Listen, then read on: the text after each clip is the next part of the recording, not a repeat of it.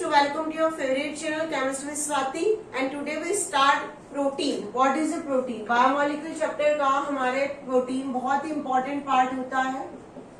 We all are aware about the protein. हम सबको protein हमारे डेली लाइफ में होता है, सबको पता है. Sometimes doctor also advises to take the protein. It is a very essential for us. Well, what is the protein? Why we need it? That kind of question asked generally in our mind, and we will try to sort out that questions. Protein क्या होता है और protein क्या होता है? Protein is present in every living organism. Means abundantly, बहुत ज्यादा amount में प्रेजेंट इन लिविंग ऑर्गेनिज्म. इसके सोर्सेज क्या है हमारे पास? कौन से सोर्सेज से हमको प्रोटीन मिलेगा? हमको प्रोटीन मिलेगा पीनट्स, मीट, सीरियल्स, उसके बाद मिल्क. ये कुछ ऐसे सोर्सेज है जो हमारी डेली लाइफ में होते हैं पर हमको पता ही नहीं था कि these are the sources of protein.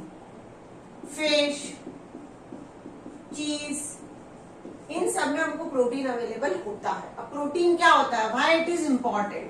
Question is why it is important. इसका क्या इम्पोर्टेंट है लिविंग ऑर्गेनिज्म में? It makes functional and structural unit of living organism. ये लिविंग ऑर्गेनिज्म के स्ट्रक्चर और फंक्शनल यूनिट की तरह काम करता है.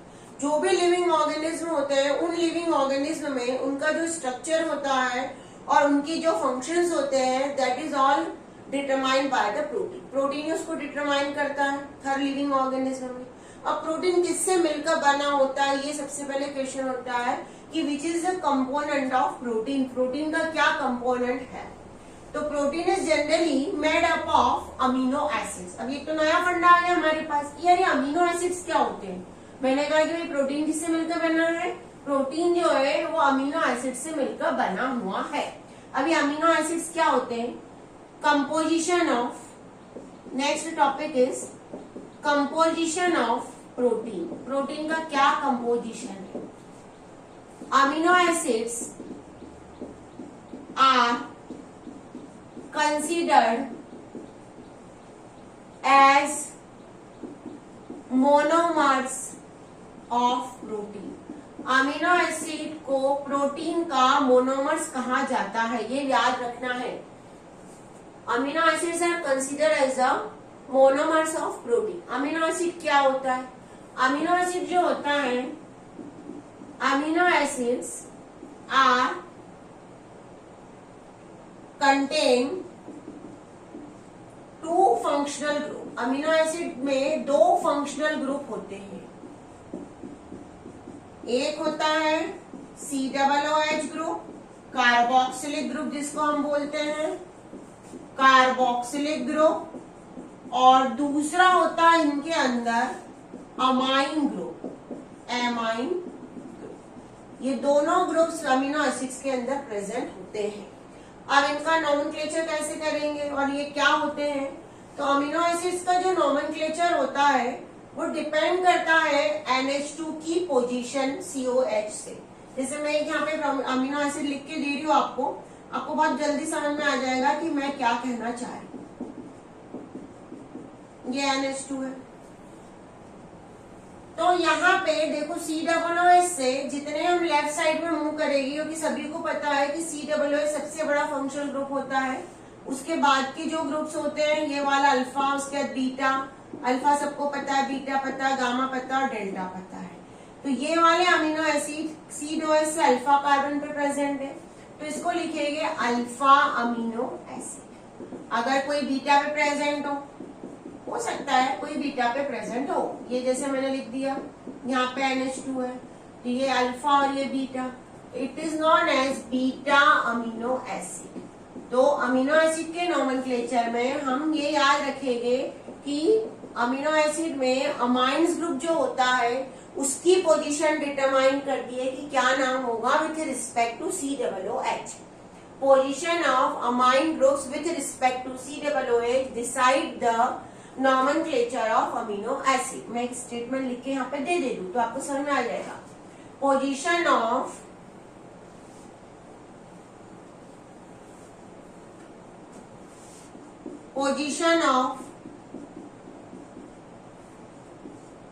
amino acid, amine group, not amino acid, amine group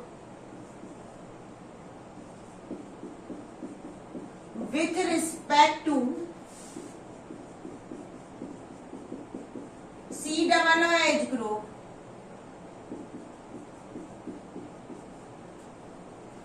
decide the nomenclature। Alpha beta gamma type के होते हैं और नेचर वाइज कितने टाइप के होते हैं, अलग अलग इनका क्लासिफिकेशन। अब हम पढ़ेंगे क्लासिफिकेशन ऑफ अमीनो एसिड। अब जो पहला क्लासिफिकेशन है हमारा अमीनो एसिड का, वो है on the basis of nature. इनका नेचर क्या है? अब मैंने अभी बताया है कि हमारा कुछ ऐसा स्ट्रक्चर है अमीनो एसिड का, दैट इज COOH और NH2। अब आपको सभी को पता है कि COOH है तो ये क्या हो सकता है? एसिडिक डिसाइड करेगा। NH2 अगर है तो क्या डिसाइड करेगा? बेसिक डिसाइड करेगा। दोनों इक्वल आ जाए तो क्या हो सकता है? न्यूट्रल। तो पहला आएगा if COOH and NH2 are in equal amount, equally present. अगर COOH और NH2 दोनों जो प्रेजेंट है इक्वल अमाउंट में हो तो जो नेचर है वो क्या हो जाएगा? नेचर हो जाएगा अमीनो एसिड का न्यूट्रल। दोनों इक्वली है, COOH and NH2 both are in equal है। Second, if COOH groups are more, अगर COOH ग्रुप मोर है as compare to NH2, COOH NH2 के कंपेयर में ज्यादा है। अब COOH का नेचर क्या है? COOH का नेचर है एसिडिक, तो हमारा जो अमीनो एसिड है उसका नेचर क्या हो जाएगा? एसिडिक। अब थर्ड कंडीशन है, इसकी जस्ट रिवर्स हो जाएगी, NH2 ज्यादा आ जाएगा as compare to COOH। NH2 is more as compared to COOH। NH2 ज्यादा है COOH से, तो नेचर क्या हो जाएगा? बेसिक। ये तीनों नेचर हमने पढ़ लिए, समझ लिए कि भाई COOH अगर ज्यादा है तो एसिडिक, NH2 अगर ज्यादा है तो बेसिक, और दोनों अगर इक्वल है तो न्यूट्रल। ये हो गए हमारे अमीनो एसिड। अब हमारी बॉडी के अंदर जो अमीनो एसिड्स होते हैं, कुछ ऐसे अमीनो एसिड्स होते हैं जो बॉडी के अंदर प्रेजेंट होते हैं और कुछ अमीनो एसिड्स होते हैं जो हम आउटसाइड डाइट से लेते हैं। जैसे हम लोग कई बार प्रोटीन वाली चीजें खाते हैं, doctor suggest sometime there is a deficiency in our body in protein, so doctor advises to take some supplement of amino acids or supplement of protein. So what are they and why they required it?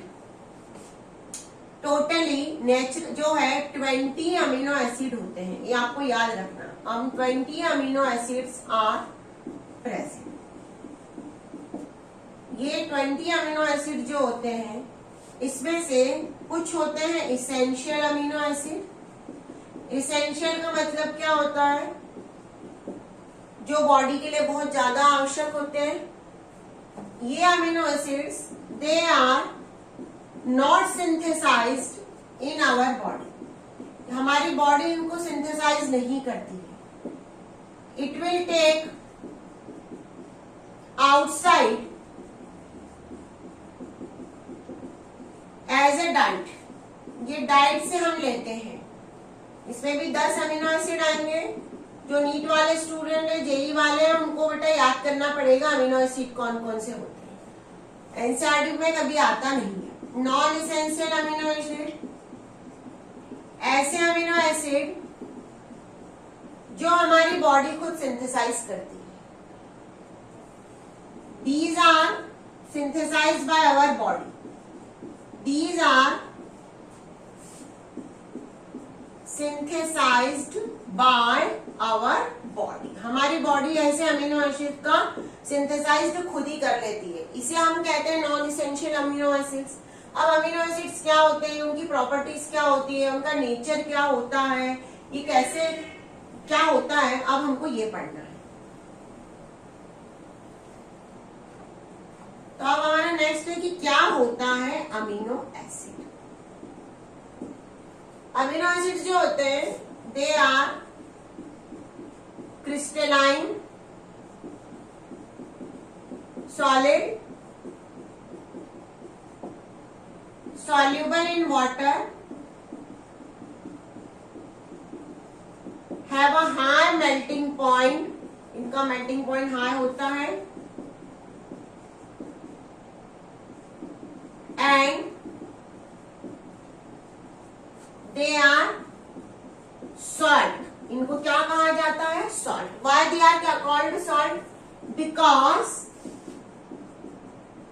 it contain both the group, इनके पास दोनों group होते हैं COOH and NH2, इसलिए इनको कहा जाता है salt. दोनों को कहा जाता है सॉल्ट। वाटर के अंदर सॉल्युबल हो गए, इनका बॉइलिंग मेल्टिंग पॉइंट ज्यादा हाई होगा और सॉलिड हो गई है। अब इनका एक बहुत स्पेसिफिक नेचर होता है, ये कहलाते हैं डायपोल आयंस। इनको हम क्या बोलते हैं, ये आपको नोट करना है वीडियो को पोस्ट करके। इनको हम कहते हैं dipole ions. Why they are called as a dipole ions, इनको हम क्यों कहते हैं डायपोल आयंस, इनको कहा जाता है डायपोल आयंस। क्या होता है ये डायपोल आयंस?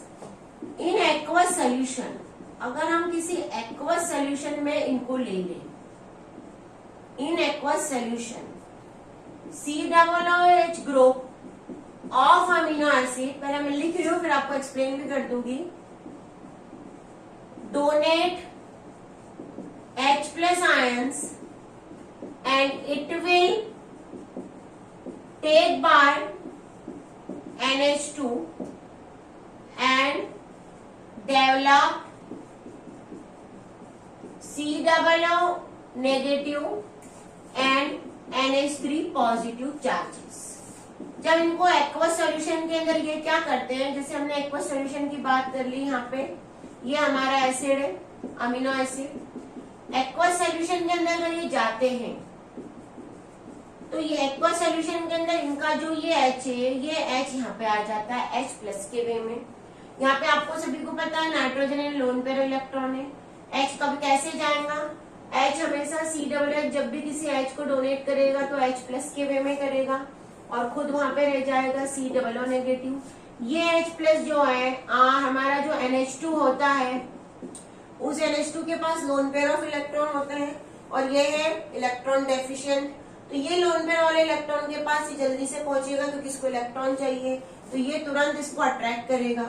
इसकी वजह से RCH यहाँ पे COO नेगेटिव और यहाँ पे आ जाएगा NH3 पॉजिटिव। तो एक ही कंपाउंड के अंदर एक नेगेटिव और एक पॉजिटिव दोनों चार्जेस डेवलप हो रहे हैं इन अ सिंगल कंपाउंड और structure. A negative and positive charges are develop and that is known as dipole. दो पोल बन रहे हैं, डायपोल का मतलब है पोल, पोल का मतलब है एक जगह नेगेटिव एक जगह पॉजिटिव। एक ही स्ट्रक्चर के अंदर एक जगह नेगेटिव और एक जगह पॉजिटिव जो होता है उसे कहते हैं डायपोल। और इस यहाँ पे जो डायपोल होता है उस डायपोल को एक स्पेसिफिक नाम दिया जाता है, उसको कहा जाता है ज्विटर आयन। उसे क्या बोला जाता है, उसे बोला जाता है ज्विटर आयन। तो यहाँ पे ये बना लिया है इसने ज्विटर आयन, इसको हम कहते हैं ज्विटर आयन। क्या है ज्विटर आयन यानी डायपोल। तो ये है अमीनो एसिड की स्पेसिफिक खासियत कि ये ज्विटर आयन बनाता है। अब जितने भी अमीनो एसिड्स होते हैं हमारे पास, वो सभी अमीनो एसिड्स होते हैं ऑप्टिकल एक्टिव। ये सभी प्रॉपर्टीज हम अमीनो एसिड्स की पढ़ रहे हैं क्योंकि पूरा प्रोटीन किससे मिलकर बना है, अमीनो एसिड से। तो आपके अमीनो एसिड्स क्या होते हैं, amino acids they are optical active. आप सभी को पता है कि ऑप्टिकल एक्टिव क्या होता है, इसका मतलब होता है इट कंटेन asymmetric कार्बन, इसके अंदर एसिमेट्रिक कार्बन होगा, and they show DL configuration, ये DL कॉन्फ़िगरेशन को शो करेंगे। DL कॉन्फ़िगरेशन का मतलब होता है, D का मतलब होता है डेक्स्ट्रो रोटेटरी और L का मतलब है लीवो रोटेटरी।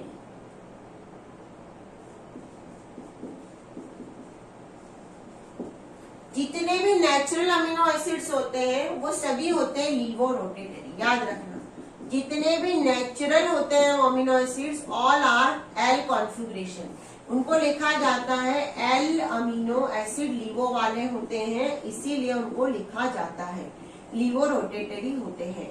और इनमें एक चीज और याद रखना है आपको कि जब ये लीवो रोटेटरी होते हैं तो इनमें जो अमीनो एसिड्स की पोजीशन होती है वो लेफ्ट साइड होती है अकॉर्डिंग टू COOH।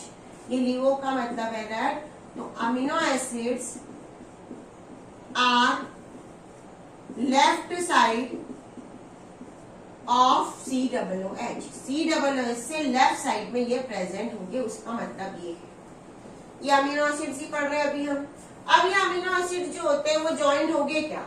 अगर ये जॉइंट हो गए तो ऐसे, क्योंकि हमने कहा है मोनोमर और कोई भी चीज पॉलीमर से मिलकर बनी होती है, तो ऑफकोर्स ये जॉइंट हो गए। जब ये जॉइंट हो गए तो ये कैसे जॉइंट हो गए और कोई बॉन्ड बनेगा क्या? तो हमारा जो नेक्स्ट टॉपिक है वो है peptide bond and protein. Peptide bond and protein. अब क्या होता है peptide bond? Amino acids combine together by a peptide bond, CONH bond बनेगा due to elimination of water when COOH group of one amino acid attached with NH2 group of another। एक amino acid का COOH दूसरे amino acid के NH2 के contact में आएगा, वहां पे वाटर मॉलिक्यूल एलिमिनेट होगा और CONH बॉन्ड बनेगा। ये CONH बॉन्ड ही कहलाता है एमाइड। अब क्या होता है एमाइड? इसको जनरली एमाइड बॉन्ड बोलते हैं या पेप्टाइड बॉन्ड बोलते हैं। हम दोनों पढ़ने की एक ही है वो, तो पढ़ लेते हैं कि COOH क्या होता है। चलो, डेफिनेशन मैंने आपको बता दी। देखो ध्यान से इधर कैसे हो रहा है, जैसे RNH, ये COOH और ये है हमारा NH2। अब दूसरा हमने ले लिया CH, दूसरा हमने CH ले लिया, इसका COOH, इसका NH2 यहाँ पे है और ये है इसका R। ये दो, एक अमीनो एसिड और ये दूसरा अमीनो एसिड, ये दोनों आपस में अटैच हो गए।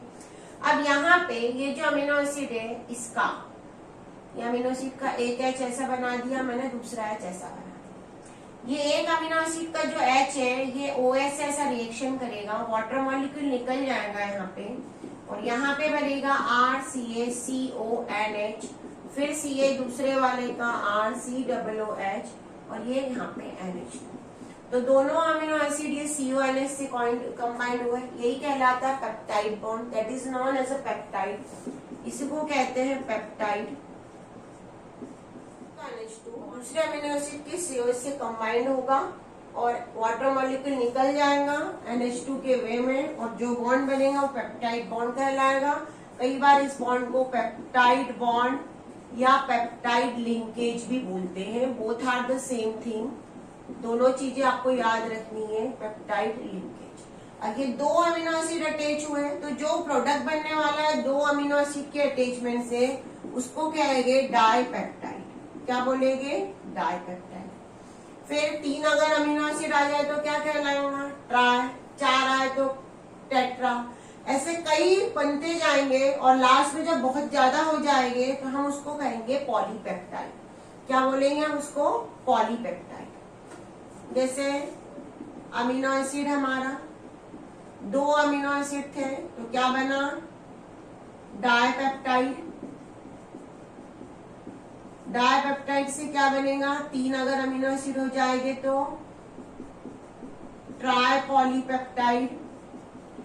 उसके बाद टेट्रा पॉलीपेप्टाइड। इस टेट्रा पॉलीपेप्टाइड के बाद ऐसे कई चलता रहेगा और उससे बन जाएगा पॉलीपेप्टाइड।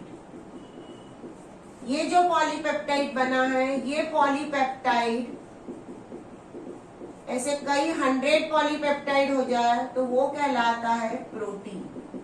क्या कहलाता है? प्रोटीन। ये है हमारा प्रोटीन को बनाने की मेथड। अमीनो एसिड कंबाइंड होंगे, कौन से बॉन्ड से होंगे? यहाँ पे पेप्टाइड लिंकेज। इससे क्या बनेगा? डाइपेप्टाइड, फिर ट्राइपॉलीपेप्टाइड। ट्राइपेप्टाइड लिखो, पॉली मत लिखो, कंफ्यूजन हो सकता है। टेट्रापेप्टाइड, उसके बाद पॉलीपेप्टाइड। पॉलीपेप्टाइड से बन जाएगा प्रोटीन। आप यहाँ पे पॉली मत लिखो, आपको कंफ्यूजन हो जाएगा। तो ये हमारा प्रोटीन ऐसा बना, पेप्टाइड लिंकेज से बना। अब जो प्रोटीन बना है हमारा, उस प्रोटीन के क्या स्ट्रक्चर के बेस, शेप के बेस पे उनका क्लासिफिकेशन होगा। तो जो प्रोटीन है उसका क्लासिफिकेशन होगा। अब हम पढ़ेंगे classification of protein. Classification of protein. अब प्रोटीन का क्लासिफिकेशन उसके स्ट्रक्चर के बेस पे होगा और शेप के बेस पे होगा। तो हम पहले पढ़ रहे शेप के बेस पे। शेप के बेस पे एक होता है फाइब्रस प्रोटीन। आपको नाम से पता चल रहा है कि अरेंजमेंट कैसे होगा, फाइबर जैसा होगा। इसमें पॉलीपेप्टाइड चेन जो होगी, polypeptide chains are arranged parallel to each other. इसमें पॉलीपेप्टाइड चेन एक दूसरे से पैरेलल अरेंज होगी, each other, and joint together by hydrogen bond. यहाँ पे हाइड्रोजन बॉन्ड से अटैच होगी आपस में। और दूसरा एक बॉन्ड होता है डाइसल्फाइड। डाइसल्फाइड बॉन्ड से अटैच होगी and form fibre like structure. जो स्ट्रक्चर बनेगा वो कैसा होगा? Fibre like. एग्जाम्पल, इसकी क्या प्रॉपर्टी होगी फाइब्रस प्रोटीन की? They are non soluble in water. ये वाटर के अंदर सॉल्यूबल नहीं होंगे।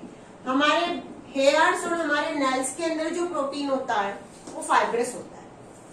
एग्जाम्पल मैं ऊपर लिख के दे रही हूँ इसके। केराटिन एक प्रोटीन है जो कि नेल्स के अंदर होता है और हेयर के अंदर होता है। ये इसी का एग्जाम्पल है केराटिन। ये वाटर इनसॉल्युबल होता है और इनके फाइबर जैसा स्ट्रक्चर होता है। ये फाइब्रस प्रोटीन का स्ट्रक्चर कैसा होगा? ये पॉलीपेप्टाइड, ये दूसरी पॉलीपेप्टाइड, ये तीसरी पॉलीपेप्टाइड एक दूसरे से पैरेलल अरेंज हुई और आपस में यहाँ पे ऐसे हाइड्रोजन बॉन्ड या डाइसल्फाइड बॉन्ड से अरेंज हुई और ये पूरा कहलाएगा फाइब्रस प्रोटीन। ये हमारा फाइब्रस प्रोटीन है। अब एक और प्रोटीन होता है, दूसरा प्रोटीन होता है ग्लोबुलर प्रोटीन। क्या होता है? Globular protein. ग्लोबुलर प्रोटीन में यह होता है कि जो हमारी पॉलीपेप्टाइड चेन होती है, ग्लोबुलर प्रोटीन में यह होता है कि जो पॉलीपेप्टाइड चेन होती है वो ट्विस्ट होती है और एक स्फेरिकल शेप ले लेती है। Polypeptide chain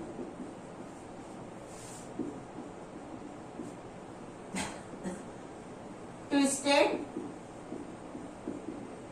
and arranged in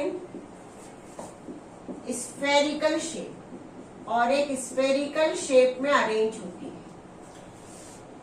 These are water soluble protein। ये वाटर के अंदर soluble होगा। जो एल्ब्यूमिन होता है, जो एग के अंदर प्रेजेंट होता है, वो इसका एग्जाम्पल है। एग के अंदर जो प्रोटीन होता है एल्ब्यूमिन, वो एग्जाम्पल इसका होता है, और ये वाटर के अंदर सॉल्युबल होता है। चेन आपस में एक स्फेरिकल शेप ले लेगी, जैसे चेन है तो ऐसा अरेंज होगी कि वो एक स्फेरिकल बन जाए और ग्लोबुलर प्रोटीन होगा ये। अब ये हमने इसके शेप्स पढ़े। अब इनके स्ट्रक्चर्स क्या होते हैं? तो जो प्रोटीन होता है उसके कई डिग्री स्ट्रक्चर्स होते हैं। ये टॉपिक कई बार बच्चों को समझ में ही नहीं आता है, बहुत ज्यादा कंफ्यूजिंग होता है। हम कोशिश ये कर रहे हैं कि आपको बहुत इजी करके पढ़ाएं। इसमें पहला है 1 डिग्री प्रोटीन। अब ये 1 डिग्री क्या होता है? हमने क्या कहा अभी? हमने कहा कि वो जो प्रोटीन है वो पॉलीपेप्टाइड की चेन है। तो यहाँ पे एक सिंपल पॉलीपेप्टाइड चेन होगी। अब ये जो पॉलीपेप्टाइड चेन होती है किससे मिलकर बनी होती है? It is made of amino acid in definite sequence. इसमें अमीनो एसिड एक डेफिनेट सीक्वेंस में अरेंज है। अब अगर ये सीक्वेंस चेंज कर दे तो प्रोटीन चेंज हो जाएगा। If we change the sequence the protein is also change. अगर हमने अमीनो एसिड की सीक्वेंस को चेंज कर दिया तो प्रोटीन क्या हो जाएगा? चेंज हो जाएगा। ये एक सिंपल ऐसी चेन है। इसमें ये ऐसे डेफिनेट अमीनो एसिड्स अरेंज है। जो अरेंजमेंट है वो एक जगह बराबर होना चाहिए। अगर ये अरेंजमेंट में आगे पीछे कर दिया तो प्रोटीन का नेचर चेंज हो जाएगा। That is known as 1 degree protein. अब है सबसे इंपॉर्टेंट 2 डिग्री प्रोटीन की क्या भला है, या 2 डिग्री प्रोटीन नाम ही नहीं समझ में आ रहा है 2 डिग्री क्या होता है। Next is a 2 degree protein. 2 degree protein में पॉलीपेप्टाइड जो हमारी चेन है,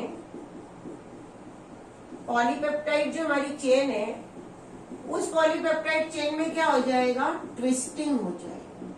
पॉलीपेप्टाइड चेन इज ट्विस्टेड। अब ये जो ट्विस्टेड होगी, ये ट्विस्टिंग की वजह से इसमें 2 शेप बन सकते हैं। इसमें एक स्ट्रक्चर इसके अंदर होता है अल्फा हेलिक्स स्ट्रक्चर। ये अल्फा हेलिक्स स्ट्रक्चर क्या होता है? Polypeptide chain is twisted and make a helical structure। और इसमें एक हेलिक्स जैसा स्ट्रक्चर कहते हैं इसको, हेलिक्स बन जाएगा। Due to that hydrogen bond is form. इसमें एक हाइड्रोजन बॉन्ड बन जाएंगे बिटवीन NH एंड CO और NH के बीच में हाइड्रोजन बॉन्ड बन जाएंगे। क्या होता है? अब यहाँ पे इसमें यह होता है कि जैसे हमारी कोई चेन है, पॉलीपेप्टाइड चेन, उस चेन को हमने ट्विस्टिंग की। अगर वो चेन ट्विस्टेड होगी, हमको पता है कि भाई हमारी पॉलीपेप्टाइड चेन में आपस में क्या है? NH CO NH CO ऐसे। हमने इस चेन को ऐसा घुमाया, ऐसा घूम रही है हमारी चेन। अब यहाँ पे कहीं NH प्रेजेंट है, इधर इसके सामने COO आ गया, फिर इधर कहीं COO प्रेजेंट है, इसके सामने ये NH आ गया। हाइड्रोजन और ऑक्सीजन के बीच में हमको पता है कि हाइड्रोजन बॉन्ड बन सकता है, तो यहाँ पे ये ऐसा ऐसा हाइड्रोजन बॉन्ड बन गए। क्या बन गया? हाइड्रोजन बॉन्ड बन गया। इसमें भी ऐसे हाइड्रोजन बॉन्ड बन गए। तो यहाँ पे जो चेन होती है उसकी जो स्टेबिलिटी होती है, it depends upon the hydrogen bond. 2 degree में जो भी स्ट्रक्चर बन रहा है उसकी स्टेबिलिटी कौन डिसाइड करेगा? Hydrogen bond. ये हमारा हेलिकल स्ट्रक्चर है, that is known as helical structure. इसको हेलिक्स भी बोलते हैं। और अब उसके बाद दूसरा है बीटा प्लेटेड शीट। ये बीटा प्लेटेड शीट होता क्या है आखिर? बीटा प्लेटेड शीट जो होता है, इसमें जैसे हमने कहा कि पॉलीपेप्टाइड चेन से हमारे पास सेकंड स्ट्रक्चर है हमारा बीटा प्लेटेड शीट। एक पॉलीपेप्टाइड ऐसे हमने लगा दी, फिर दूसरी पॉलीपेप्टाइड हमने अरेंज कर दी, तीसरी चेन अरेंज कर दी, चौथी चेन ऐसी अरेंज कर दी। ये चेन है हमारी। अब यहाँ पे आपको सभी को पता है कि क्या क्या है? R है, CH है, NH2 है और CH है, NH2 है। NH2 नहीं होके क्या हो सकता है वहां पे? CO, NH, फिर उसके बाद और R ऐसा। अब दूसरे वाले का हमने जब अरेंजमेंट देखा तो हमने देखा यहाँ पे भी NH है, यहाँ पे CO है, यहाँ पे R, जो भी ऐसा स्ट्रक्चर है। तो यहाँ पे आपस में H और O सामने आ गए, तो यहाँ पे भी क्या बन जाएगा, हाइड्रोजन बॉन्ड बन जाएगा। तो इंटरमॉलिक्यूलर हाइड्रोजन बॉन्ड बनेगा, इसको हम क्या लिखेंगे, इंटरमॉलिक्यूलर हाइड्रोजन बॉन्ड बनेगा। अब इसमें हमने क्या किया, हमने पॉलीपेप्टाइड चेन को क्या कर दिया, पॉलीपेप्टाइड चेन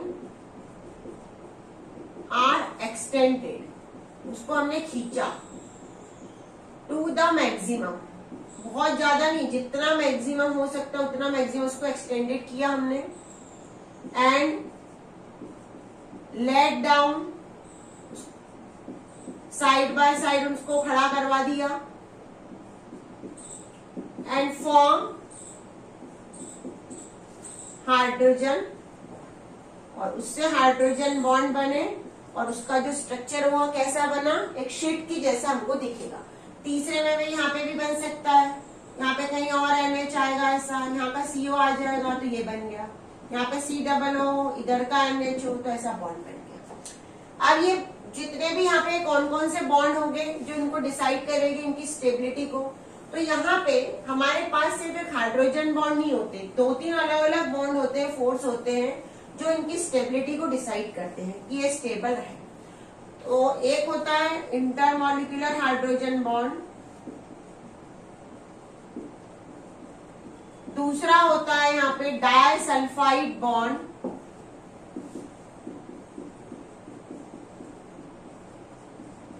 तीसरा होता है वांडरवाल फोर्स, और एक होता है इलेक्ट्रोस्टैटिक फोर्स, इलेक्ट्रोस्टैटिक फोर्स। दे स्टेबलाइज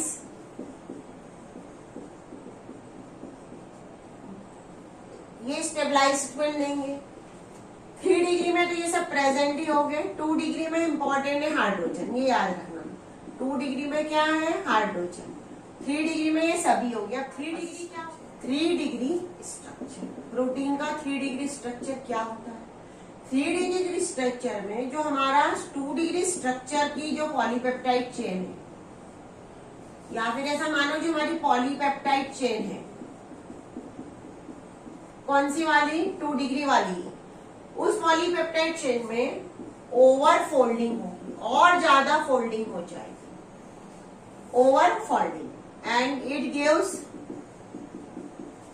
3 डिग्री स्ट्रक्चर। 2 डिग्री की ओवर फोल्डिंग कर ली आपने तो क्या मिल गया आपको, 3 डिग्री स्ट्रक्चर। बॉन्ड कौन कौन से होंगे, हाइड्रोजन, उसके बाद वांडरवाल, डाइसल्फाइड और इलेक्ट्रोस्टैटिक, ये बॉन्डिंग को भी स्टेबिलिटी देगी। अब 3 डिग्री का एग्जाम्पल क्या है, 3 डिग्री का जो एग्जाम्पल है वो है हमारे ग्लोबुलर प्रोटीन और फाइब्रस प्रोटीन। ग्लोबुलर प्रोटीन और जो फाइब्रस प्रोटीन है हमारे, वो 3 डिग्री की वजह से ही है। These are the example of that, ये इसके एग्जाम्पल है। अब इसके बाद है 4 डिग्री स्ट्रक्चर। जो 4 डिग्री स्ट्रक्चर है, उस 4 डिग्री स्ट्रक्चर में जो एक पॉलीपेप्टाइड चेन होती है, हम उसको मान लेते हैं सब यूनिट्स। क्या मान लेते हैं हम उसको, सब units. 4 degree structure, 4 degree structure में हम मानते हैं a polypeptide chain is considered as subunit and 2 or more than 2 or more than 2, 2 या 2 से ज्यादा, may be similar और dissimilar, या तो सिमिलर या तो डिसिमिलर, सब यूनिट कंबाइंड होगी, एंड टेक डेफिनेट अरेंजमेंट, इनमें एक डेफिनेट अरेंजमेंट हो जाएगा, जिसे कई बार बुक में दिया रहता है स्पेटियल अरेंजमेंट। क्या दिया जाता है? Spatial arrangement. Make 4 degree structure and it is known as 4 degree structure. तो इसको कहेंगे 4 डिग्री। अब 4 डिग्री में जो हमारा हीमोग्लोबिन होता है, वो हीमोग्लोबिन एक 4 डिग्री स्ट्रक्चर का एग्जाम्पल है, क्वाटरनरी प्रोटीन। 4 डिग्री का मतलब क्या होता है? Quaternary protein. हीमोग्लोबिन में 4 पॉलीपेप्टाइड चेन होगी, 4 सब यूनिट होगी। क्या होगा? 4 सब यूनिट होगी। अब ये चारों सब यूनिट जो होगी, इसमें 2 सिमिलर होगी, जो हमारा हीमोग्लोबिन होता है। इस हीमोग्लोबिन में जब हम देखेंगे तो इसमें 4 ऐसी सब यूनिट होती है। एक है पॉलीपेप्टाइड चेन। सब यूनिट का मतलब क्या बताया मैंने? पॉलीपेप्टाइड चेन को ही हम क्या मान लेंगे? यहाँ पे जो भी पॉलीपेप्टाइड चेन है हमारी, एक पॉलीपेप्टाइड चेन, उसको हम मानेंगे सब यूनिट। और ऐसी सब यूनिट आपस में क्या होगी? अरेंज होगी। यहाँ पे 2 अल्फा होती है और 2 बीटा होती है, और ये तीनों चारों ऐसी कंबाइंड होती है और एक डेफिनेट अरेंजमेंट का पैटर्न लेती है। और जो अरेंजमेंट से जो स्ट्रक्चर बनता है वो कहलाता है क्वाटरनरी प्रोटीन। सिंपल वे में मैं बता रही हूँ। हीमोग्लोबिन में 4 सब यूनिट होगी, 2 अल्फा 2 बीटा, यानी आपस में सिमिलर होगी। उसकी ये डेफिनेट अरेंजमेंट लेगी और ये बनेगा क्वाटरनरी प्रोटीन। तो हमने 1 डिग्री यानी प्राइमरी, 2 डिग्री यानी सेकेंडरी, 3 डिग्री और 4 डिग्री प्रोटीन को यहाँ पे समझा। 1 डिग्री प्रोटीन जिसको हम क्या लिखते हैं? 1 डिग्री को हम क्या कहते हैं? प्राइमरी। एक सिंपल चेन का बना होगा ऐसा। 2 डिग्री यानी सेकेंडरी। सेकेंडरी में क्या बताया मैंने? सेकेंडरी में 2 स्ट्रक्चर पढ़े हमने। एक हमने पढ़ा अल्फा हेलिकल ऐसा स्ट्रक्चर, और दूसरा हमने पढ़ा ऐसी प्लेटिलेट शेप जैसा स्ट्रक्चर। उसके बाद 3 डिग्री प्रोटीन। 3 डिग्री का नाम क्या होगा? 3 डिग्री को लिखा जाता है टर्शरी प्रोटीन। टर्शरी में क्या कहा? चेन ऐसी कंबाइंड होगी, पॉलीपेप्टाइड चेन। यस। और क्वाटरनरी में एक डेफिनेट पैटर्न अरेंजमेंट होगा। बहुत सारी यूनिट होगी, आपस में एक डेफिनेट अरेंजमेंट लेगी और हमको स्ट्रक्चर देगी। तो that is a structure of protein. Now we studied about the denaturation of protein. Very very important, आपके लिए बहुत ज्यादा इंपॉर्टेंट है डीनेचुरेशन ऑफ प्रोटीन। कई बार एग्जाम में डायरेक्टली से क्वेश्चंस आते हैं, सीधे सीधे पूछे जाते हैं कि आखिर ये डीनेचुरेशन होता क्या है। डीनेचुरेशन ऑफ प्रोटीन क्या होता है? प्रोटीन जो होता है, हमने कहा कि लिविंग थिंग्स में, बायोलॉजिकल सिस्टम में प्रेजेंट है, उसका एक डेफिनेट अरेंजमेंट है। तो proteins are present in definite 3-dimensional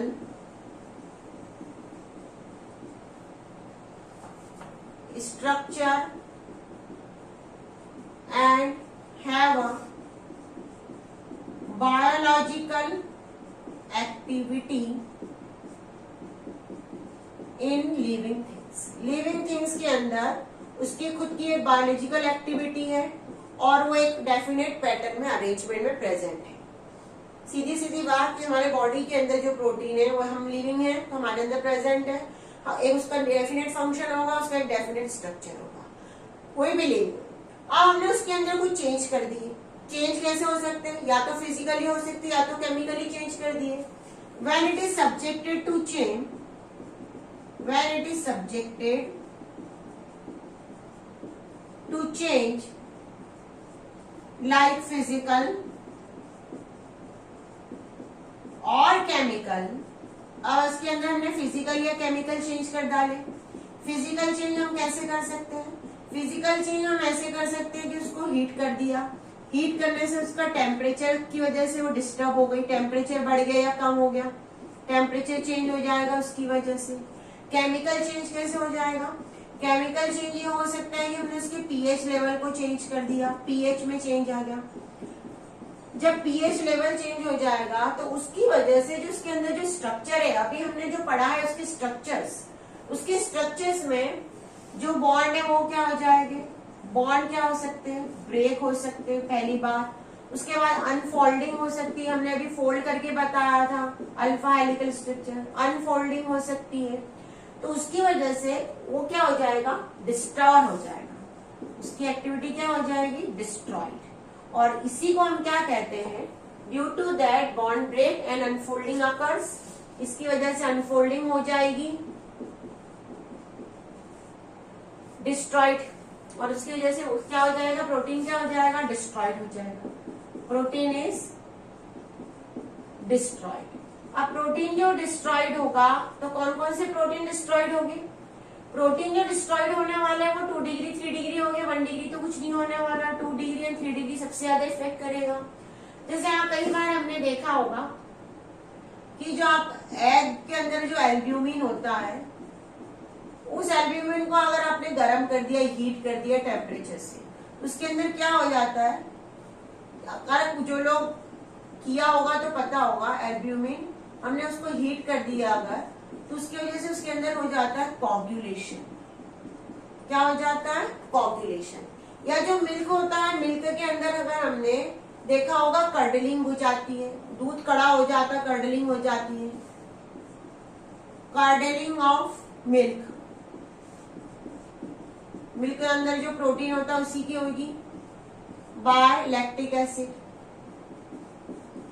bye lactic acid. तो these are the example of denaturation. Denaturation का मतलब सीधा सीधा है, सीधी भाषा में जो प्रोटीन हमारा नेचुरली काम कर रहा है उसका जो नेचुरल स्ट्रक्चर उसको हमने डिस्टर्ब कर दिया। अब डिस्टर्बेंस कैसे होगा, डिस्टर्बेंस 2 टाइप से हो सकता है, या तो उसकी फिजिकली हमने कोई डिस्टर्ब कर दिया, उसको टेम्परेचर को कम बढ़ा दिया, जैसे हमने अंडे को गर्म कर दिया तो टेम्परेचर बढ़ गया, या तो उसकी केमिकल चेंज हो गया, केमिकल चेंज में पीएच चेंज हो जाएगा।